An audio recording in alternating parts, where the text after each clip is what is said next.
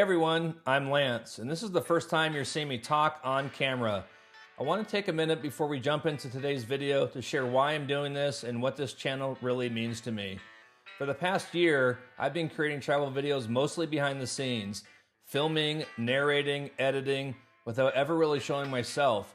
But I've gotten a lot of great feedback from viewers saying, hey, we'd actually like to see you, not just hear you. And they're definitely right. So today, I'm trying something new, a picture-in-picture format just for this intro, to bring a more personal feel to the channel and help you connect with the guy behind the camera. So a little background about me. I live in the US and I work a full-time Monday to Friday job. It's flexible enough that I can go remote for short periods, and this has allowed me to fly back and forth to Asia and film the content you've been seeing on this channel. As you can imagine, it's not easy. I don't have a crew, I don't have a production team, it's just me. Planning trips, filming, editing, and squeezing it all in between work, long-haul flights, and life back home. It takes time, energy, and a lot of commitment, but I love doing it. Travel has been a huge part of my life since I was a teenager. I've been to over 60 countries, but lately, my focus has been on Asia. The people, the food, the culture, the energy, it's all incredibly rich and meaningful to me, and I want to keep sharing it with you. So far, most of my videos have been walk behind style with voiceover, which works great given my solo setup. I haven't done any walk and talk videos yet, but that's something I'd really like to introduce moving forward. That kind of content takes more planning, time, and editing, especially when you're doing it all alone. So I'll start doing it when I know I can sustain it and keep the quality where I want it to be for you. That said, the journey's just getting started. I've got some great trips coming up, and I can't wait to bring you along for every moment. If you enjoy real, honest travel, I'd love your support. Like, subscribe, leave a comment, and let me know where I should go next. Let's get into it. Welcome to Saigon. In the heart of Saigon, I visited one of the city's most famous temples. As I walked through the temple grounds, there was this quiet calm that settled in. You can hear the city in the background, scooters buzzing, voices echoing off the walls, but inside these temple walls, it's a whole different rhythm. I lit some incense, offered a few quiet prayers, and just took a few minutes to breathe. Whether you're religious or not, there's something grounding about being in a place like this. A brief reset, and honestly, a beautiful way to spend part of the evening. No rush, no agenda, just presence. Afterward, I headed to a fun, eclectic spot in District 1. This place had serious personality, quirky decor, upbeat energy, and a menu the size of a phone book. And I'm not exaggerating, this menu was massive. It had everything from Vietnamese classics to fusion dishes to drinks you've probably never heard of, and now you want to try. One thing I absolutely love about Southeast Asia is the drink game. It's not just about coffee or tea. There are fresh juices, exotic fruit smoothies, herbal concoctions, and all kinds of colorful blends. You don't just order a drink here, you go on a tiny adventure with every glass. These are the kinds of flavors that remind you there's still so much more out there to taste.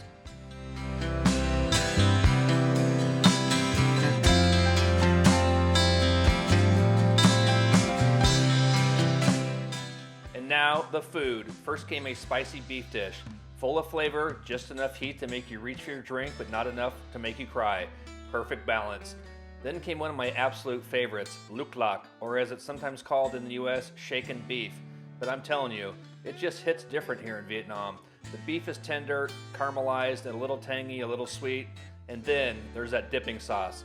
Salt, pepper, lime. It doesn't look like much, but one dip and your taste buds go, okay, this is serious. It's simple, but it's brilliant. One of those meals that makes you sit back and smile after the first bite. When it was time to pay, I spotted something you don't see every day. The cashier was set up inside a tiny tuk-tuk style cart, like a mini food truck turned cash register.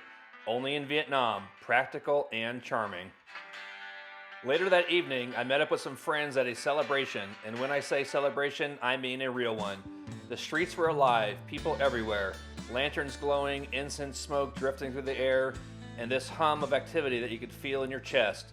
There was praying, singing, the sound of gongs in the background, and tables set up with beautiful offerings. Fruit, flowers, incense sticks, entire roasted chickens, and even full meals. carefully arranged for ancestors and spirits. In Vietnamese culture, these kinds of ceremonies are deeply spiritual, a way of showing respect, asking for blessings, and staying connected to those who came before. But at the same time, it wasn't quiet or solemn, it was full of life.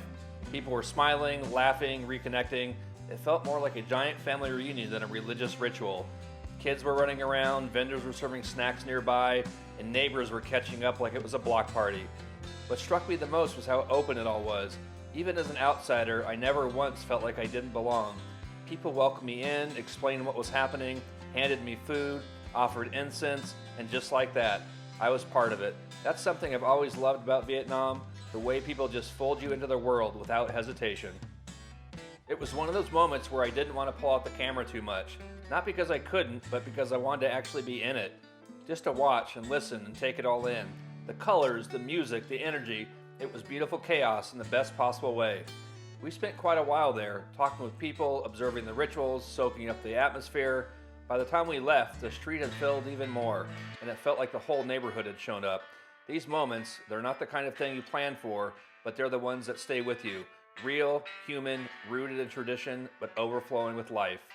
And then, as we were leaving, these two little girls came up and gave me the sweetest little goodbye. Totally unexpected and just one of those small, beautiful human moments. Now, catching a grab after all that was a whole different story. The streets were jammed, everyone was leaving at the same time, and phones were out, apps open, but no drivers in sight. It was a full-on grab Hunger Games situation. Eventually, we made it to our next stop, a small local dinner spot tucked away behind a maze of alleys and side streets. One of those hidden gems that doesn't even need a sign. You walk in and it feels like you've entered someone's home. The smell of home-cooked food hits you immediately. Sizzling pans, garlic in the air, chatter from the kitchen. We ordered a full spread, dishes coming out one after another, and for 4 people, the total came to about $16 US. 16 bucks for 4 people? That's not just a good deal, that's a how is this even possible kind of deal. And it wasn't just cheap, it was delicious. You know that feeling when you're eating something simple, but it tastes like comfort, like family? That's what this was, food with soul. The next night, my second to last night in Saigon, I had to make one final food stop, Hokkaido Sushi. It's my go-to sushi spot here. Super fresh, super clean, and just really, really solid. It's not street food pricing, but compared to what you pay for sushi in the US, this place is a steal, and better quality too. It's the kind of spot you almost don't want to share because it's that good, but here we are. And that wraps up my time in Saigon, for now. Every time I come back to Vietnam, I find new things to love, the food, the people, the pace of life, the mix of old and new. There's so much soul in this country, and I feel incredibly lucky to experience even a small piece of it. I've still got a long list of places I want to visit, so let me know in the comments where I should go next. Other cities in Vietnam, hidden spots, local favorites, I'd love to hear your suggestions. As always, thank you for watching, thank you for the support. Don't forget to like the video, subscribe if you haven't already, share it with a friend, and leave a comment. It really helps the channel grow. Until next time, I'll see you in the next one. Bye.